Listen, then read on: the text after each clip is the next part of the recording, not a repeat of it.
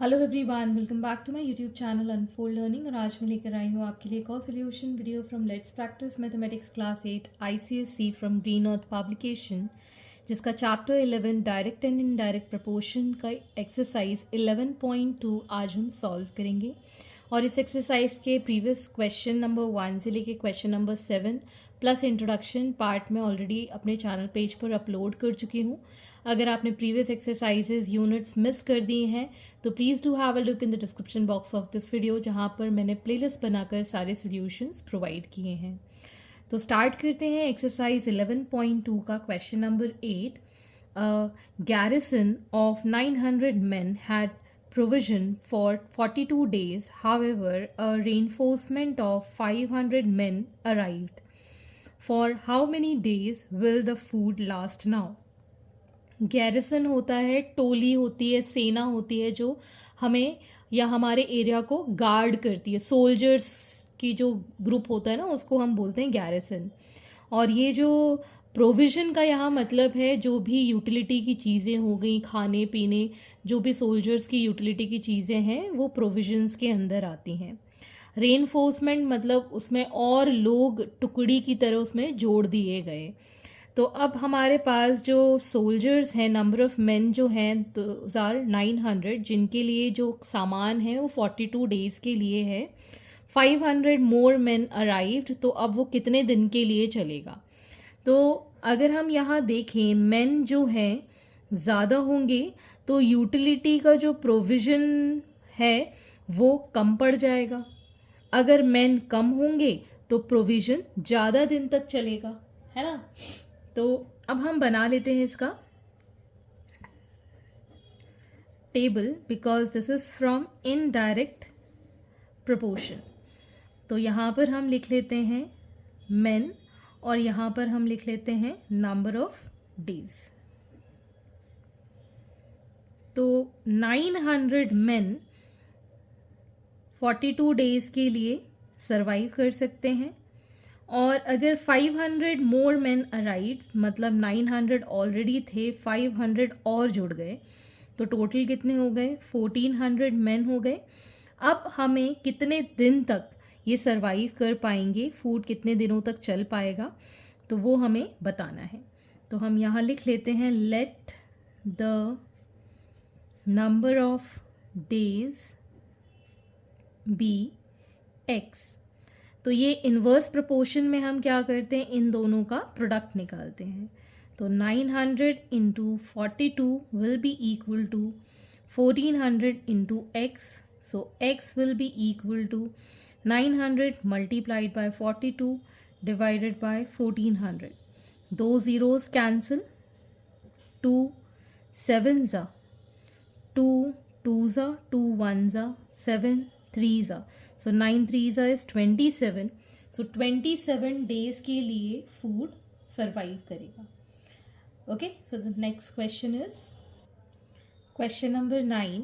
A train takes 3 hours to reach a destination by traveling at a speed of 90 km per hour. How long will it take the train when it travel at the speed of 120 km per hour?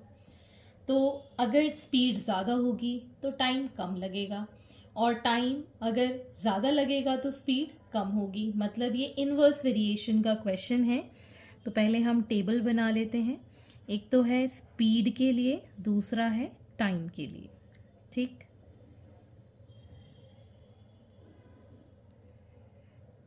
तो 3 hours का time लगेगा अगर ये 90 kilometre per hour से travel करते हैं। तो अब हमको टाइम निकालना है टी, अगर ये 120 किलोमीटर पर आवर की स्पीड से चल रही है ट्रेन। तो हम लिख लेते हैं let the time taken by the train be t. तो इन दोनों का प्रोडक्ट इन्वर्स वेरिएशन है, so 90 into 3 will be equal to 120 into t. So t will be equal to 90 into 3 by 120। ये दोनों कैंसिल, 3 4 ज़ा, सो 9 by 4 को हम डेसिमल में लिख पाएंगे, 4 2 ज़ा 8.25। आवर्स, ठीक, 2.25 hours. Question number 10. A factory requires 42 machines to produce a given number of articles in 56 days. How many machines would it be required to produce the same articles in 48 days? तो ज़्यादा मशीनें कम दिन में चीज़ें produce कर पाएंगी और कम मशीनें होंगी तो ज़्यादा दिन लगेंगे हमको, ठीक है ना। तो यहाँ पर हमको 2 कॉलम बनाने हैं। पहला कॉलम हम बना लेते हैं नंबर ऑफ मशीन्स के लिए, दूसरा है नंबर ऑफ डेज़ के लिए, ठीक है। 42 मशीन 56 डेज़ में आर्टिकल्स बना पाती हैं, तो x number of machine 48 days में बना पाएंगी। So let the number of machines be x। So ये इन्वर्स वेरिएशन है, so 42 into 56 is equal to x into 48। So x is equal to 42 into 56 by 48। 4 से काट देते हैं, 4 1 ज़ा, 4 4 ज़ा 16, 4 1 ज़ा, 4 2 ज़ा 6, 2 ज़ा 12, 6 7 ज़ा 42, 2 7 ज़ा 7 7 ज़ा 49 machines are required to produce this article in 48 days. Question number 11. At constant temperature, the pressure of gas is inversely proportional to its volume. अब यहाँ पे already inverse proportion हमको given है. If certain amount of gas occupies a volume of 30 cubic centimeter, cc is cubic centimeter, and exert a pressure of 85 grams per centimeter square, then find the difference in its pressure when the same amount of gas occupies a volume of 75 cubic centimeter. तो हम यहाँ पर पहले तो column बना लेते हैं between pressure and volume, ठीक है। पहले वाले में जो प्रेशर है दैट इज़ 85 ग्राम पर सेंटीमीटर स्क्वायर, वॉल्यूम है 30 क्यूबिक सेंटीमीटर। दूसरे वाले का हमको प्रेशर निकालना है और 75 क्यूबिक सेंटीमीटर इसका वॉल्यूम गिवन है। Let the pressure be x, so 85 into 30 is equal to x into 75, so x will be equal to 85 into 30 divided by 75. 5 1s are 5, 5 5s are 25, 5 1s are 5, 5 7s are 35, 15 2s are, so 17 into 2 is 34 ग्राम पर centimetre square. ये हमें pressure मिल गया, लेकिन हमें तो difference in its pressure निकालना है, तो therefore the difference in pressure will be 85 minus 34। 85 already था, 34 हम माइनस कर देंगे तो 51 ग्राम पर centimetre square.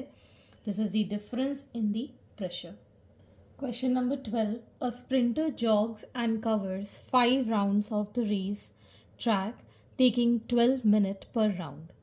Find the time he should take to cover each round if he wants to complete 6 rounds, assuming the time for which the jog remains the same. तो पहले तो हमें टाइम निकालना पड़ेगा, बिकॉज 12 मिनट्स एक round के लिए हैं, तो 5 राउंड्स में वो कितना टाइम लेगा, ठीक है ना। तो हम यहाँ पर लिख लेते हैं time taken for 1 round, that is 12 minutes. So time taken for 5 rounds, that will be 12 into 5, 60 minutes, ठीक है। Find the time he should take to cover each round if he wants to complete 6 rounds. अब हमसे ये कहा गया है यहाँ पर, ये 60 मिनट्स आ गया है total time. Time for which the remains same, time यही है. अब उसको 6 राउंड्स कंप्लीट करने हैं. ठीक है, तो यहाँ पर number of rounds is equal to 6 हो गए. टाइम हमारा 60 मिनट ही रहेगा. So therefore time taken to cover each round will be 60 divided by 6, that is 10 minutes. So 10 minutes is the answer. Question number 13. If x and y are inversely proportional and x is equal to 15 and y is equal to 6, then find y when x is equal to 9. तो यहाँ पर हम column बना देते हैं x और y के लिए. जब x 15 है तो y 6 है, x 9 है तो y की वैल्यू हमको फाइंड करनी है. ठीक है, ये हमारी टेबल बन गई. फॉर इनवर्स प्रोपोर्शन हमें पता है x into y is equal to 15 into 6, which is equal to 9 into y. So y will be equal to 15 into 6 divided by 9. 3 2s are 3 3s are 3 5s are 5 2s are 10. So y की value आ गई हमारे पास 10. Question number 14. If x and y vary inversely and x is equal to 40, find y when constant of variation is 8. अगर x and y are in inverse proportion तो हम क्या लिखते हैं, x is proportional to 1 upon y. तो इससे कि हमें X Y is equal to constant मिल जाता है विच इज़ k. ठीक है ना, x की वैल्यू हमें 40 पता है, y हमको फाइंड करना है, कांस्टेंट की वैल्यू है 8. So y will be is equal to 8 upon 40. 8 5s are 40. So 1/5 is the value for y. So hence these are the solutions and I hope आपको मेरे सॉल्यूशन वीडियो ज़रूर पसंद आ रहे होंगे. अगर आपको कोई भी डाउट या क्वेरी है तो आप मेरे चैनल के कमेंट सेक्शन में कमेंट करके या फिर आप मुझे सर्च कर सकते हैं on Telegram by the name unfold learning, जहां आप अपने डाउट्स क्लियर कर पाएंगे. At last please do share my videos with your family and friends and don't forget to subscribe my channel. Thank you for watching.